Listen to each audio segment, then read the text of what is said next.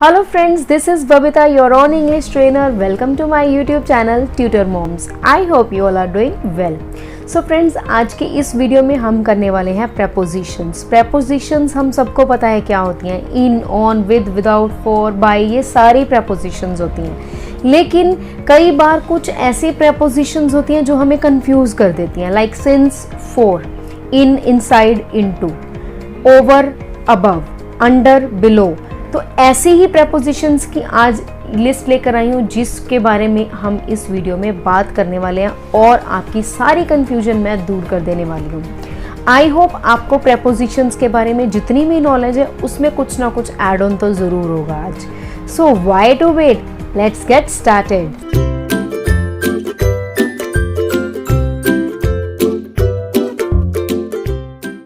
सो friends, आज की हमारी फर्स्ट preposition जो हमें बहुत कंफ्यूज करती है दैट इज इन टाइम और ऑन टाइम. अब इसमें क्या डिफरेंस है? पहले तो मैं आपको ये बता दूं कि इन टाइम भी सही है, ऑन टाइम भी सही है, दोनों ही करेक्ट हैं, लेकिन दोनों में जो डिफरेंस है वो मैं आपको अभी क्लियर कर देती हूँ. सबसे पहले हम करेंगे in time. In time means something happening just before the scheduled time. कुछ टाइम से पहले होना, थोड़ा सा पहले होना, उसको हम इन टाइम कहेंगे. Let's take an example sentence. I was suppose to reach office at 10 AM. Despite being stuck in the traffic jam, I am in time.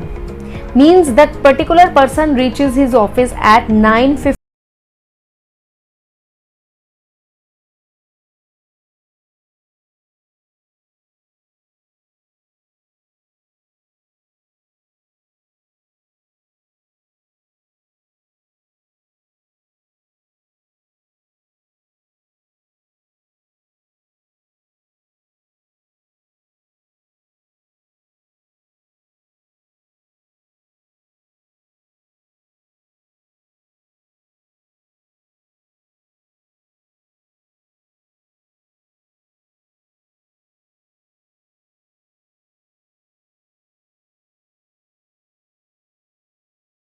जो है वो एग्जैक्टली 10 to 10:05 के बीच में पहुंच गया है. मीन्स वो ऑन टाइम है, वो इन टाइम नहीं है. ठीक है, तो क्या डिफरेंस है दोनों में? इन टाइम मीन्स अगर आपको किसी जगह पर 10 o'clock पहुंचना है तो 9:55 से लेके 10 के बीच में अगर आप पहुंच जाते हैं तो you are in time.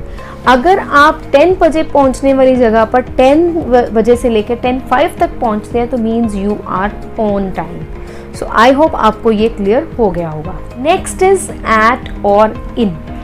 I am at school. I am at school हम तब यूज करेंगे अगर हम फिजिकली उस स्कूल में प्रेजेंट हैं. सपोज मैं स्कूल में फिजिकली प्रेजेंट हूं तो मैं यूज करूंगी आई am at school. Now I am in school. I am in school हम तब यूज करते हैं जब हम पर्टिकुलरली मेंशन करते हैं अपने स्कूल को. Like I am studying in this particular school, तो हम यूज करेंगे आई am in school. Okay, I hope आपको एट और इन का जो डिफरेंस है वो क्लियर हो गया होगा. ओवर एंड अबव दोनों का ही मीनिंग है on the top of something. So over हम पहले करेंगे. ओवर के में आपको 3 चीजें याद रखनी है. First one is covering another thing. Covering another thing. Let's take an example sentence. I put the blanket over the baby. Over जो है किसी चीज को कवर कर लेता है, तो ब्लैंकेट ने बेबी को कवर कर लिया. Second is Lay's on top. Example sentence sit over there means lies on top. ये वाली कंडीशन हमने पूरी कर दी है. Third one is suggests a movement. Over में मूवमेंट होगी. The plane flies over the sea. अगर समुद्र के ऊपर से प्लेन जा रहा है तो प्लेन में मूवमेंट हो रही है. अगर आपको तीनों में से कोई भी कंडीशन मिल रही है तो मीन्स वहां पर आएगा over. First condition is covering another thing, second is Lay's on top and the third one is suggesting movement. So now we will talk about above. इसमें आपको 2 चीजें याद रखनी है. First one is higher than the another object. Let's take an example. The temple is above the hill. अब इसमें क्या है, हिल के ऊपर क्या है, टेम्पल. सो टेम्पल जो है it is higher than the hill. Second thing is no movement. Suggesting no movement, इसमें कोई मूवमेंट नहीं होगी। I saw a bird above the branch of the tree, अब मैंने जिस बर्ड को देखा वो ट्री की ब्रांच के ऊपर था, मीन्स ना तो ब्रांच मूव कर रही है ना ही बर्ड मूव कर रहा है। सो अबव में आपको ये दो चीजें याद रखनी है, higher than the another object and suggesting no movement. I hope आपको ओवर एंड अबव का जो कंफ्यूजन है वो क्लियर हो गया होगा। Next is under and below. Under means something is covered by something. There can be a physical contact between the two things. For example, the cat is under the table. The cat is under the table. The cat is being covered by the table, properly covered by the table, and there can be a physical contact between these two things. But this is not the case with below. In below, there is nothing under something. It denotes space between the things. For example, the water level is below my height. The water level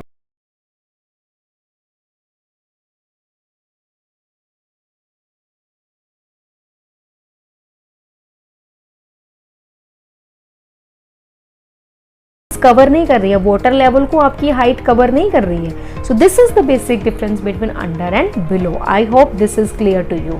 next is among and between.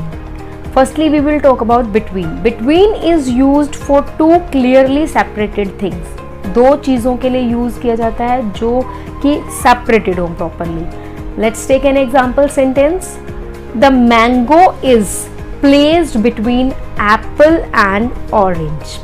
The mango is placed between apple and orange.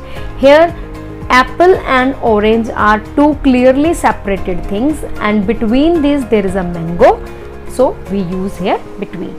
Among is used for more than two persons or things.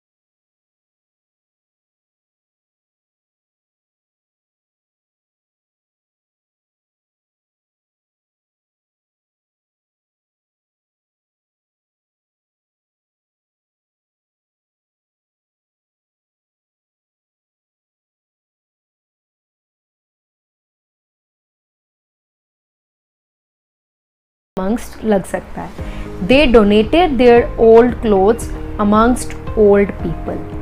So I hope आपको among और amongst का use भी clear हो गया होगा। सो friends, आज की video में बस इतना ही। आई होप आपकी प्रपोजिशंस की एग्जिस्टिंग नॉलेज में कुछ ना कुछ एड ऑन ज़रूर हुआ होगा। इफ़ सो एक लाइक तो बनता है। Like the video, share the video, subscribe my channel if you have not subscribed yet. And yes, wait for my next video. तब तक के लिए stay healthy, stay happy, keep smiling, keep watching my videos. Bye bye, God bless you.